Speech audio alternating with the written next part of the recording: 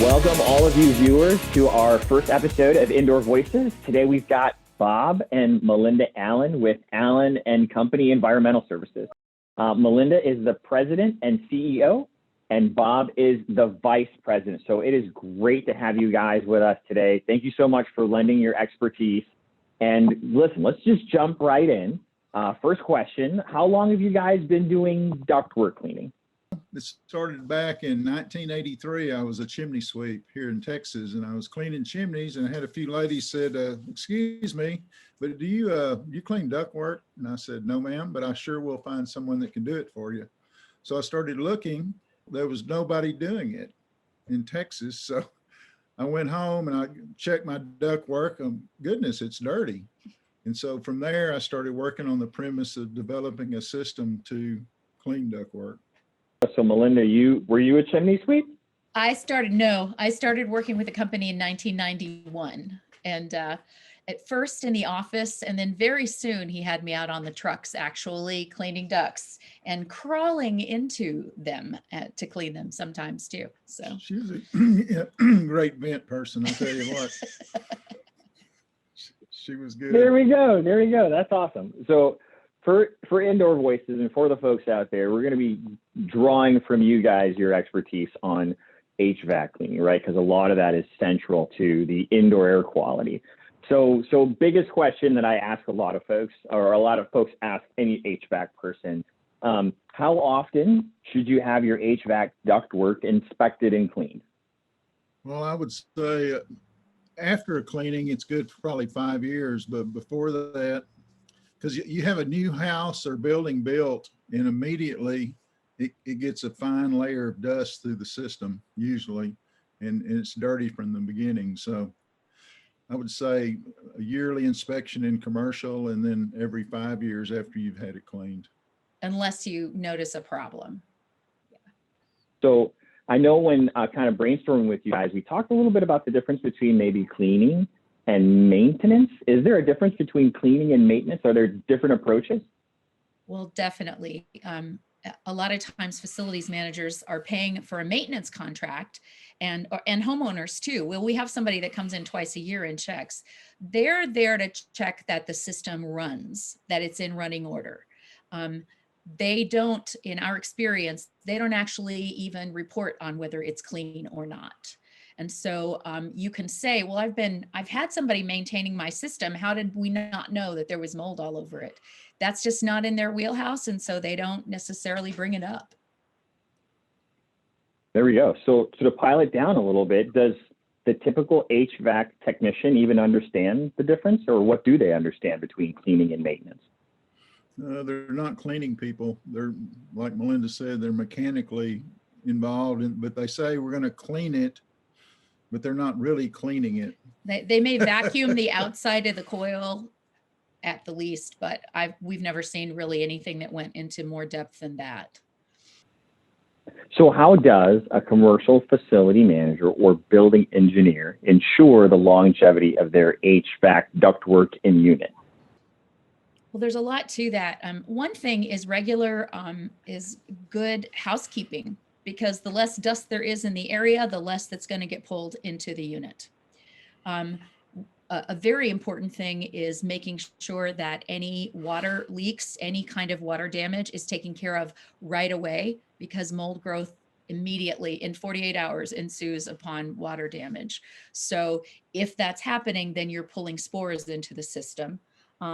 And then on top of that, I would say inspection. You need to occasionally look up in the ductwork and see what's there. And definitely at least once a year, take a look at the coil and see what's there. What I would say is, if you're a facility maintenance manager and you have a maintenance contract, I would ask for photographic evidence. You're going to go in there twice a year, take a picture of the coil and show it to me. And then in residential, you can take a paper towel and wring it out, and you can stick your hand up in there inside a vent and rub it and see what you come out with. Another important aspect of residential is a lot of people run their system on, instead of auto, put it on run. They just turn it on to circulate air. This starts mold growth quicker than anything. because you're running unfiltered air through that's not dehumidified. So it creates a mold problem very, very quickly. So if you get the ducts really cold from running the air conditioner and then you keep the fan on without the dehumidifying and the chilling of the air, then you're running damp air through a cold system, which creates condensation. So if there's any organic material in there, that mold spores, which are ubiquitous, they're everywhere, we'll use that for a food source. And it's interesting because HVAC contractors will tell people, run it on, keep the fan on all the time. And that may be good for some things, but it's definitely not good for the cleanliness of your system. I just had my HVAC guy come to my house, and he literally just told me that. He Yeah. literally said, run it on auto. Dude, I know it. They do. But, and because they're concerned about how you are feeling, in the air. So when the cold air is gone and the fan's still running, you're still getting air circulation. It feels good to you. But as far as the cleanliness of the situation, which is not their concern, they're concerned with, do you feel cool? But it's problem. the worst. It's the worst thing. One of the worst things you can do is to run it on. So there's been a ton of conversation when it comes to indoor air quality as to what type of filters you use with your, HVAC system, your ductwork, like MERV 13 filters or carbon filters. Could you guys comment a little bit on filtration for, commercial facilities? So one of the things you need to know when you're talking about filtration is not only the efficiency of the filtration, you need to know the particle size that it filters. So for instance, a screen door is 100% arrestance of ping pong balls. So you could claim this is a 100% effective filter, but you need to know particle size. You're not only wanting to filter ping pong balls, you're wanting to filter dirt and dust. So you need to know what the particle size. And just so you know, most mold spores are between 10 and 30 microns in size. So it needs to get down to at least the 30 micron size, preferably the 10 or the 5 micron. So switching gears a little bit, credentials in every industry are crucial or substantive, especially when you're in commercial space. Are there credentials that are needed when cleaning ductwork systems, and what are those credentials? Oh, yes. Yes. So NADCA is a self-regulating, that's the National Air Duct Cleaners Association. And they've worked very hard at developing standards and developing training and a certification program. And we think that's an important thing because it exposes people to all of the, besides just the mechanical, how to clean the ducts, a larger picture around what it is they're doing to improve indoor air quality. However, to get a ductwork system completely clean, it has to be cleaned at the unit too. And in most states, in order to have access to both sides of the unit, the incoming and the outgoing, and to take the unit apart at all, to remove the coil, to remove the fan, you have to have an HVAC license as well. And so if someone is working without an HVAC license, either they're removing things that they don't have a license to remove, or they're not cleaning things that need to be cleaned. So you really need somebody who has both. In the state of Texas, that's the law. You have to have both. I don't know what the regulations are in all states, but in the state of Texas, you have to have both. So a lot of times they'll take a vent down and they'll run a brush through and never touch the unit. Well, they can do that because they're not accessing or making any sheet metal cuts or anything. But in order to do it correctly, and we know how to do it correctly because we did a study years ago, and that included cleaning the unit and the ductwork, and it showed remarkable before and after change. So, yeah, no, that's great. I think you've enhanced what most people think about just popping that thing open from like a cleaning and maintenance standpoint. So we've talked about cleaning, we've talked about maintenance, we've talked about credentials.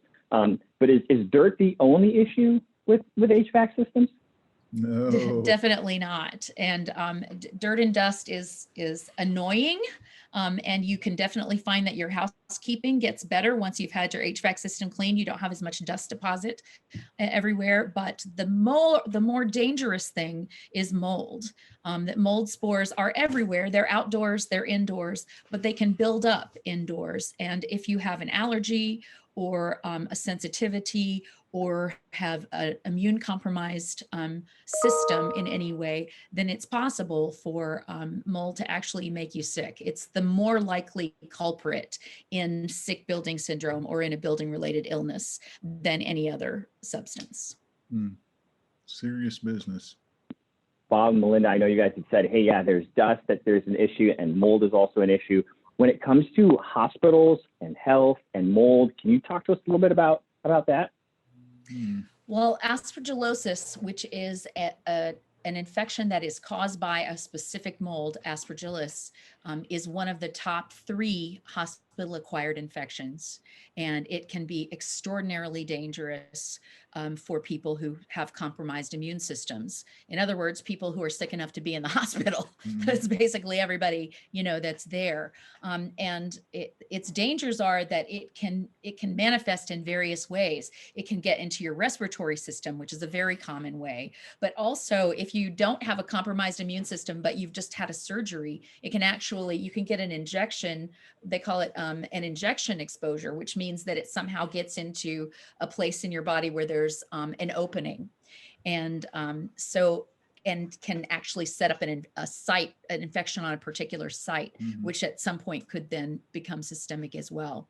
So it's absolutely related to the HVAC system, because aspergillosis is a fairly commonly found mold, but it's one that's common in HVAC systems. So anytime that construction, this is well documented, when hospitals are going through construction, there is a rise in aspergillosis infections. And that's because things are being disturbed.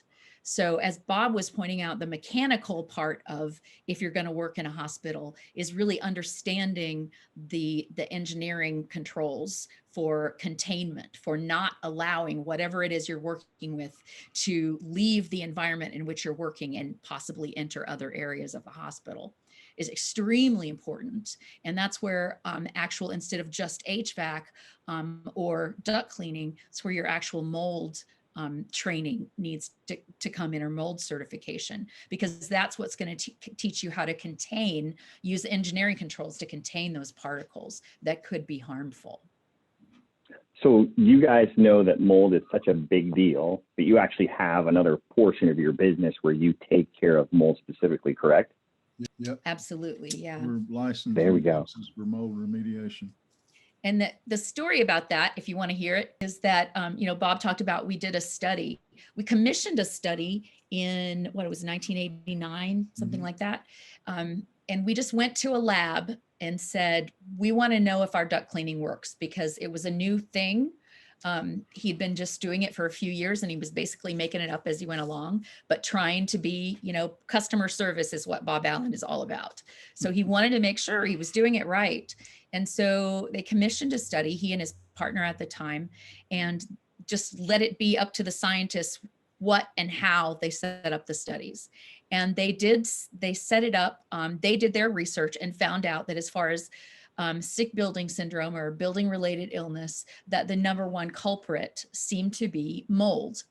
So they set up the study around mold to see what mold was in the system and what the reduction might be when duct cleaning was done. They did a controlled experiment, winter and summer, so that was running air conditioning and heat over the period of a year, and with control houses and test houses, and found out that in winter, I think there was a 95% reduction in mold in the air system. And in summer, it was something like 96.7, really, really high amount of reduction in mold spores. They carried on that study beyond what they were doing for us and got it peer reviewed, and it was published in the Annals of Allergy in 1993. Annals of Allergy Medicine, November issue of 1993. So what that did for us is it made us it really brought to our awareness that mold is an important thing that we need to look out for. It also just made, because people would read the study and they would call us and expect us to be Yeah. mold experts. So we kind of had to make ourselves mold experts. And It's the only research ever done too on duct cleaning. It's amazing. Other manufacturers or service companies have never done research on it. well, some of them have, but not peer reviewed. Not peer reviewed. They're doing, Scientific. when you have someone who's studying their own process, there's a conflict of interest there, and you can't, even if it is a good study, you can't take it seriously unless it's double blind and peer reviewed. So this is the only one I know of that's.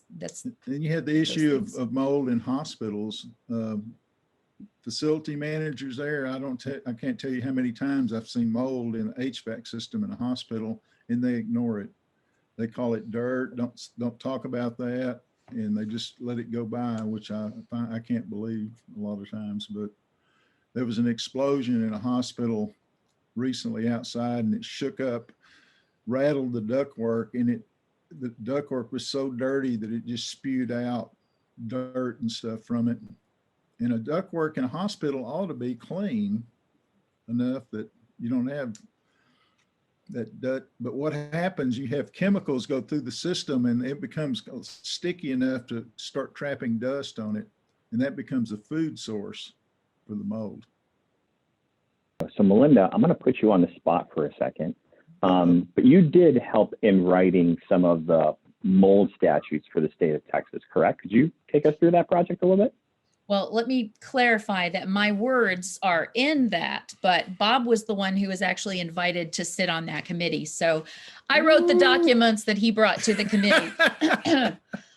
But actually what had been happening is that our company at one point, we know the black mold scare that happened in the late 90s and early 2000s, where people were really freaking out about mold and wanting abatement. And because we had sort of been set up as mold experts, people started calling us, and that's how we got into mold remediation. And at that time, there was no mold certification. And so the training that we got was, we went to asbestos certification courses, because asbestos certification knows how to contain. They cannot let particles escape. And so they know how to use engineering controls and personal protective equipment to keep people from breathing particles and to keep particles from escaping, and controlling airflow and controlling particle flow. So we educated ourselves in that.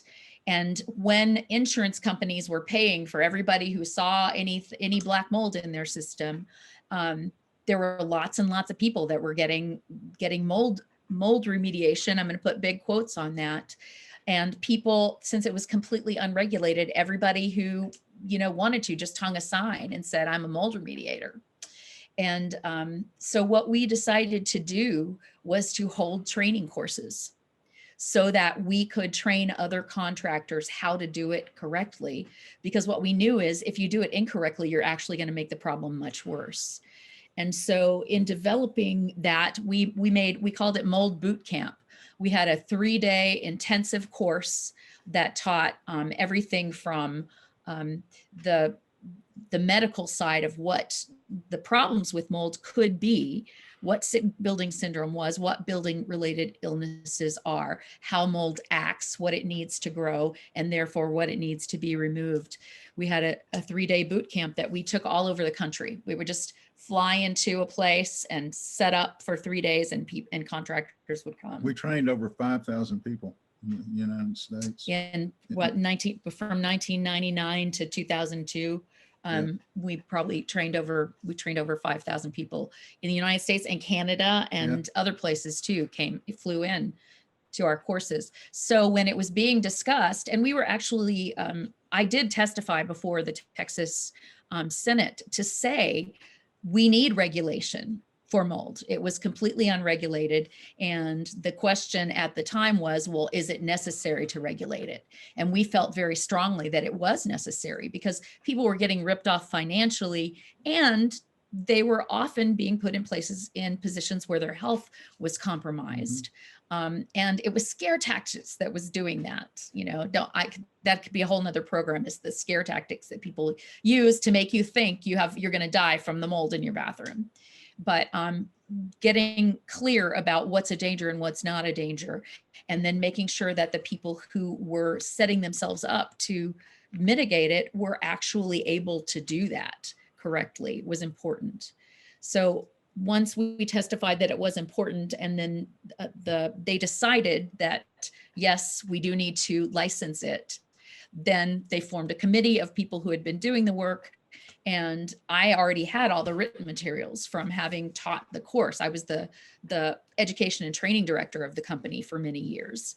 And so I had those written materials that I sent with him to the committee. The other thing, when we talked about certification, that I recommend is that we are ICRA accredited, which is it's a infection control accreditation, that just to teach you about all the possibilities of how what we do in any sort of work on a building could possibly affect the occupants of the building, and what to do in order to keep that from happening. And it makes it Melinda, so that I like that. work easily with the infection control people in hospitals. Because you're working with the maintenance manager, the facilities manager, who has a budget and knows what he wants done, but then it has to get by the infection control people who have their idea. If you ask me, the problem is the budgets aren't set up, and the communication between the two departments aren't set up for the good of the patient necessarily. And that's just, I don't think that's anybody's malevolence. It's just that it isn't institutionalized yet. It hasn't become systematized to And take that into extra account. money's coming into hospitals and schools now with the COVID thing going on. So they're going to be cleaning more HVAC systems, I think. No, that's a good transition right there, Bob. Tell us about what the last 11, 12 months has looked like for the ductwork cleaning industry with COVID. Crazy. It's been unbelievable. They're getting some extra money in, and so they're cleaning their ductwork in cities. They're cleaning libraries and schools. This is probably the busiest we've ever been in all these years as far as duct cleaning. And one of the things that happened early on when the hospitals weren't prepared to handle the patient overflow is that some public buildings were opened up as temporary hospitals. And so they would want their ducts cleaned before they brought sick patients into them. And then when they move the COVID patients out, you don't want your convention center, the place where a lot of COVID patients have been. You want to make sure that it's cleaned again once those were closed as temporary hospitals and opened again as public buildings, then they wanted them cleaned again. And so there's been a lot of that. A lot of activity right now.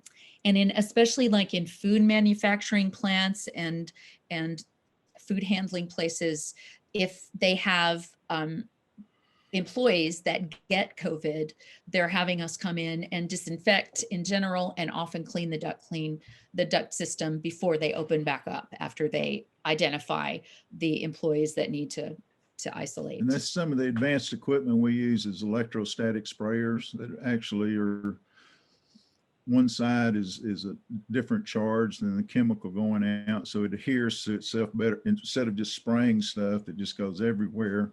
It's a more sophisticated piece of equipment that people should have if they're going to do this. So for instance, if you go to the grocery store and you see people spraying the carts, that's great, but they're spraying the top, of the handle. The electrostatic causes that magnetic static thing that causes the particles to cling to all sides. And so you don't have to worry about getting into every corner and angle. The electrostatic nature of the machine sort of ensures that.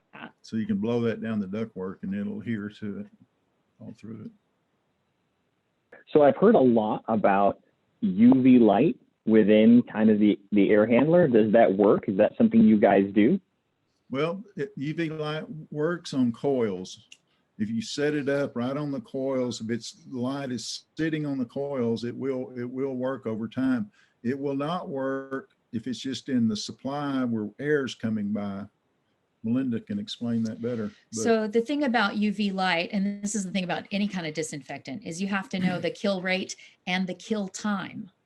So particles have to be exposed for about 9 minutes to UV light. So infected air passing over a UV light is not being affected at all. Those UV wands that people are selling for you to, oh, my watch is disinfected. No, not unless you've held it under the light for 9 minutes. And there are different numbers of minutes for the power of the UV light, but they're all minutes long, not nanoseconds and not seconds long. The other problem with that is, just like we talked about the spraying of the carts, the UV light shines on one side. So the underside is still, is not disinfected. The sides, the nooks and crannies are not disinfected.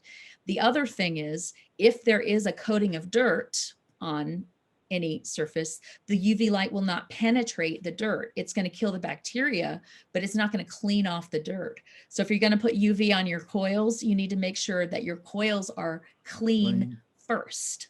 Then you put the UV light on them. So it looks like there's already been some different practices started because of the pandemic. Do you think that people will approach commercial ductwork cleaning differently after as well when they come back to work? That's a good question. Probably not. Until they go back to, oh, that's not, don't say that word. That's just dirt. You know, I would hope so. And what it comes down to is money. Yeah. And it comes down to back to hospitals, and I'm sure that's true of all public buildings. You have the facility managers, which have a certain budget. Then you have everybody else who has certain wants and needs. And the wants and needs are not going to get taken care of unless there is a budget for those wants and needs. So until that type of thing is included in the budget planning, and that's going to be the C-suites, you know, the CEOs and CFOs and COOs of organizations are going to have to take that into account as they plan the budgets for the year. And it depends upon their willingness and what they're really willing to do. And I'll tell you, we were in a hospital, gosh, it's been like 4 years ago, with really bad mold problem. And let's just say that it is a well-known cancer hospital where a lot of research is done. And they were quite aware that they had mold throughout the system. And the infection control people really wanted it removed.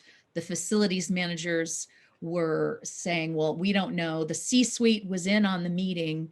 And what happened is they never were able to come to an agreement of whose department it was, of where the money was to come from, of how it was to be done. And therefore, 4 years later, it still hasn't been done. Still hasn't been done. And how many cancer patients, people with Sad.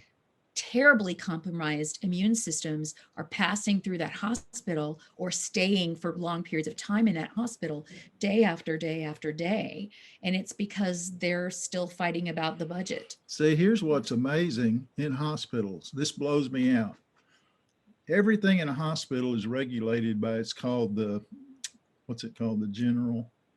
The Joint Commission. The Joint Commission is in everything. They've got their fingers on everything except the HVAC inspections. They call for no inspections, zero. I've always thought we should go to them and start lobbying to get this written in. There is nothing on the books about inspections and HVAC systems in hospitals. Unbelievable. Wow. Well, you guys have shared so much with us today. I think there is a ton for the building occupant, for the facility manager, for the building service contractor to really think about when it comes to commercial HVAC duct cleaning along with their unit. So I appreciate you guys. To everybody out there watching, this is Bob and Melinda Allen of Allen and Company Environmental Services. Reach out to them if you guys have any issues with your HVAC cleaning or even mold. Thank you guys so much for being on today. Thank you for having us. Thank you so much. Thank you for letting us on our soapboxes.